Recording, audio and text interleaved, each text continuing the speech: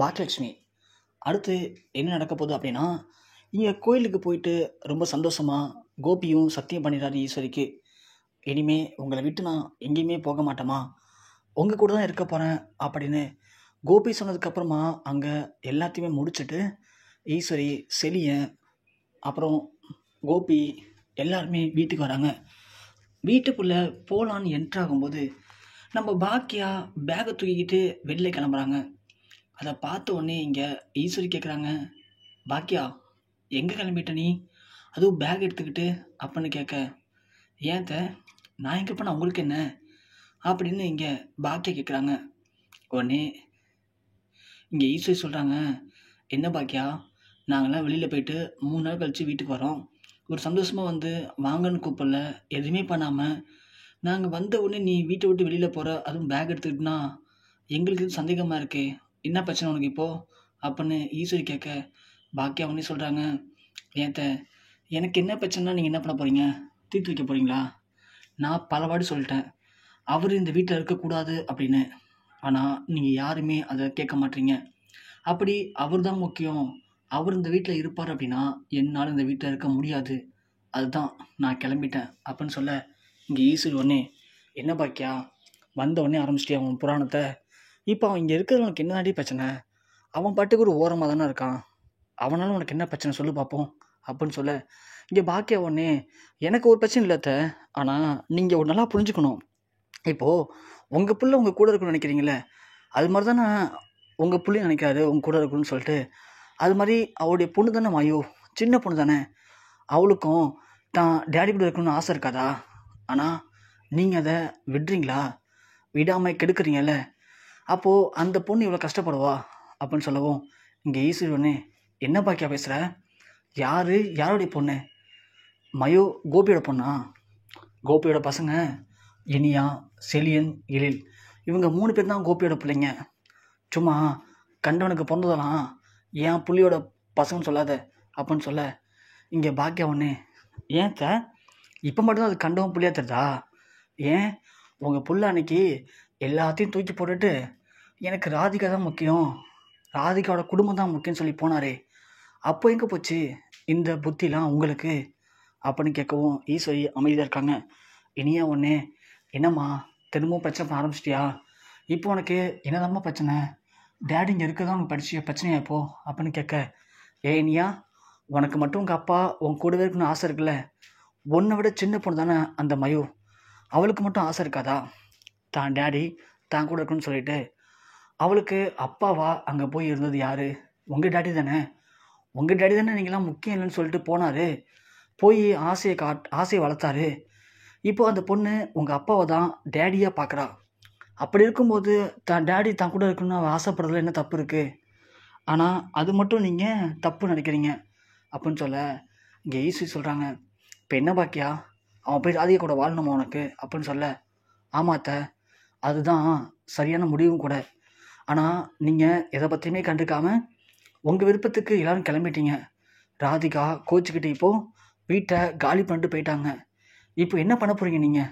அப்படின்னு சொல்ல, கோபி ஒன்னே, என்ன பாக்கியா சொல்கிற, ராதிகா வீட்டை காலி பண்ணி போயிட்டாளா, என்கிட்ட சொல்லவே இல்லையே அப்படின்னு சொல்ல, வாவ் சூப்பர் கோபி, நல்லா நடிக்கிறீங்க நீங்கள், ஏன் 2 நாளைக்கு முன்னாடி நீங்கள் ஊருக்கு போகிறதுக்கு முன்னாடி வந்து ராதிகா சொல்லலையா வீட்டை காலி பண்ண போகிறேன்னு, அந்த ஹவுஸ் ஓனர் கூட உங்கள்கிட்ட பேசினாரே கோபி, ஏன் எல்லாத்தையும் மறந்துட்டீங்களா, உங்களுக்கு தான் வருஷம் ஃபுல்லாக இருந்தாலும் மறந்துட்டு அப்போதைக்கு யாரும் முக்கியமோ அவங்க பின்னாடியே போயிடுவீங்களே, அதே மாதிரி அதையும் மறந்துட்டீங்க போல், எது எப்படியோ நீங்கள் நினச்ச மாதிரி இப்போது ராதிகா வீட்டை காலி பண்ணிவிட்டு எங்கேயோ போயிட்டாங்க, ஆனால் எனக்கு அது முக்கியம் இல்லை, எனக்கு நீங்கள் இங்கே இருக்கக்கூடாது, என்றைக்கு இந்த பாக்கிய தேவையில்லைன்னு நீங்கள் முடிவெடுத்து கிளம்புறீங்களோ அதோட எல்லாம் முடிஞ்சு போச்சு, அதனால் நீங்கள் ஒழுங்கு மரியாதை இங்கேருந்து போங்க, அப்படி சொன்னோன்னா இந்த வீட்டில் இருக்க எல்லாரும் உங்களுக்கு தான் சப்போர்ட் பண்ணுவாங்க, அவனுக்கு உடம்பு சரியில்லை போகக்கூடாது அப்படின்னு சொல்லிட்டு, அதான் நான் ஏன் முடிவு தெரிவிக்கிட்டேன், என்னால் இனிமேல் இருக்க முடியாது, கோபி என்னைக்கு இந்த வீட்டோடு வெளியே போகிறாரோ அன்றைக்கி தான் நான் இந்த வீட்டுக்குள்ளே வருவேன், அது வரைக்கும் நான் அந்த வீட்டுக்குள்ளே வரமாட்டேன், நான் கிளம்புறேன் அப்படின்னு சொல்ல, ஈஸ்வரி ஒன்னே, பாக்கியா நீ தான் பிடிச்ச முயலுக்கு 3 கால்னு பண்ணிகிட்டு இருக்க, நீ பண்ணுறதெல்லாம் ரொம்ப தப்பு பாக்கியா. இப்போ நீ எங்கே கிளம்பிட்ட, எங்கே போக போகிற அப்படின்னு சொல்ல உடனே இங்கே எழில் வந்துடுறாரு. ஏன் பாட்டி, எங்கள் அம்மாவுக்கு போக என்ன நினைக்கிறீங்களா? எங்கள் அம்மாவுடைய பிள்ளையா நான் இருக்கேன். எங்கள் அம்மாவை எப்படி பார்த்துக்கணும், என்ன பண்ணணும்னு எனக்கு தெரியும். எங்கள் அம்மாவை நான் பார்த்துக்கிறேன். உங்களுக்கு எப்படி உங்கள் பிள்ளையை பார்த்துக்க முடியுதோ அது மாதிரி என்னால் எங்கள் அம்மாவை பார்த்துக்க முடியும், சந்தோஷமாக வச்சுக்க முடியும். உங்கள் பிள்ளைக்கு நீங்கள் இருந்தால் சந்தோஷம் நினைக்கும்போது எங்கள் அம்மாவுக்கு நான் தான் சந்தோஷம்தான். அதனால் என் வீட்டில் வச்சு நான் பார்த்துக்கிறேன். எங்கள் அம்மா ஆசைப்பட்ட மாதிரி என்னைக்கு இந்த ஆள் இந்த வீட்டை விட்டு வெளில போகிறாரோ அன்னைக்கு நான் எங்கள் அம்மா வளச்சிட்டு வரேன் அப்படின்னு எழில் பாக்கியா வளச்சிட்டு போக போகிறாரு. உடனே கோபி, எழில் என்னடா பேசுகிற நீ? நான் உங்கள் அம்மாவுக்கு என்னடா அப்படி தப்பு பண்ணிட்டேன்? நான் பண்ண பாவத்தெல்லாம் நான் இப்போது திருந்திட்டேன்டா. இப்போது என்னால் உங்கள் அம்மா வீட்டை விட்டு வெளியே போகிறது என்னால் ஏற்றுக்க முடியல. இப்போ என்ன, நான் இந்த வீட்டை விட்டு வெளியே போகணும் அவ்வளோதானே? நான் போயிட்டேன் எழில். நீ உங்கள் அம்மாவை இங்கே இருக்க சொல்லு. ஏன் முடிஞ்சா நீயும் வீட்டை காலி பண்ணிவிட்டு இங்கே வந்து உங்கள் அம்மா கூடயே இரு. என்னால் இனிமேல் உங்கள் யாருக்கும் எந்த பிரச்சனையும் வராது. நான் வெளியில் போயிடுறேன்டா அப்படின்னு சொல்ல இனியா உடனே, டேடி என்ன டேடி பேசுகிறீங்க? அம்மா தான் புரிஞ்சுக்காமல் பேசுகிறாங்கன்னா நீங்களும் ஏன் டேடி இப்படி பண்ணுறீங்க? எனக்கு நீங்கள் வேணும் டேடி. நீங்கள் அம்மா அண்ணனுங்கன்னு சொல்லி எல்லாரும் ஒரே வீட்டில் ஒத்துமையாக வாழணும் டேடி. பழையபடி நம்ம ரொம்ப சந்தோஷமாக இருக்கலாம் டேடி. நீங்கள் மட்டும் போயிடாதீங்க டேடி. நீங்கள் போயிட்டாலே இந்த வீட்டை பார்க்கவே பிடிக்கல டேடி. நீங்கள் இருந்தால் தான் டேடி எனக்கு இந்த வீட்டை இருக்கவே பிடிச்சிருக்கு அப்படின்னு சொல்ல பாக்கியா உடனே, இனியா என்ன பேசிகிட்டு இருக்க நீ இப்போ அப்படின்னு சொல்ல, அம்மா போதுமா, நீ ஒரு சைடாக முடிவு எடுக்கிறம்மா.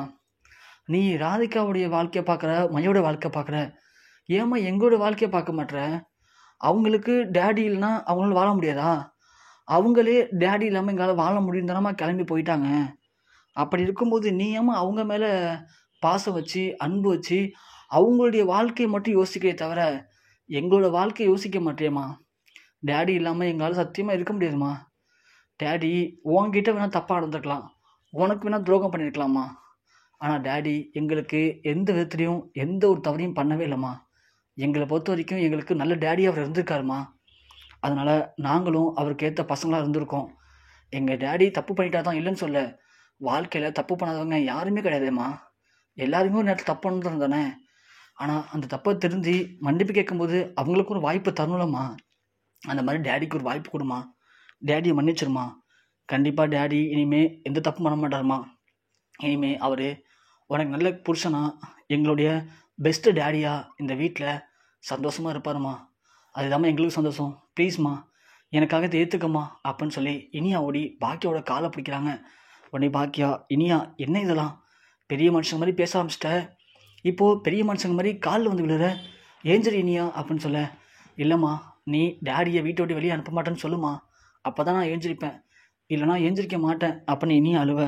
கோபி சொல்கிறாரு, இனியாம்மா என்னம்மா இதெல்லாம், டேடி நீ என் மேலே எவ்வளோ பாசம் வச்சுருக்குங்கிறது நல்லாவே புரிஞ்சிச்சுமா. ஆனால் உங்களுடைய பாசத்துக்கு ஏற்றவன் நான் இல்லைங்கன்னு நினைக்கும் போது எனக்கு ரொம்ப கஷ்டமாக இருக்குமா. உங்கள் அம்மா என் மேலே இந்த அளவுக்கு வெறுப்பை காட்டானா அதுக்கு காரணம் நான் தானம்மா. நான் மட்டும் சரியாக இருந்திருந்தா இவ்வளோ பிரச்சனை வந்திருக்காதுல்ல. ஏதோ என்னுடைய விதி இப்படி தான் நடக்கணும்னு இருந்திருக்கு. ஆனால் இதுக்கு மேலே என் விதி எப்படி நடக்கணுமோ அது நடக்கட்டும் இனியாம்மா, நான் பார்த்துக்கிறேன். அப்பாவுக்காக நீ ஃபீல் பண்ணாதம்மா, அழாது தங்கம், ஏஞ்சிரிம்மா அப்படின்னு கோபி போய் இனியாவை தூக்குறாங்க. இங்கே பாக்கியா, இங்கே பாருங்க கோபி, நீங்கள் இன்னும் என்ன நாடகப்பட்டாலும் சரி என்னால் அதை ஏற்றுக்க முடியாது. நீங்கள் இந்த வீட்டை விட்டு எப்போ போகிறீங்களோ அப்போ நான் அந்த வீட்டுக்கு வந்துக்கிறேன் அப்படின்னு சொல்லிட்டு பாக்கியா தன்னுடைய பேக் எடுத்துகிட்டு எல் கூட கிளம்பி வீட்டை விட்டு வெளியில் போகிறாங்க.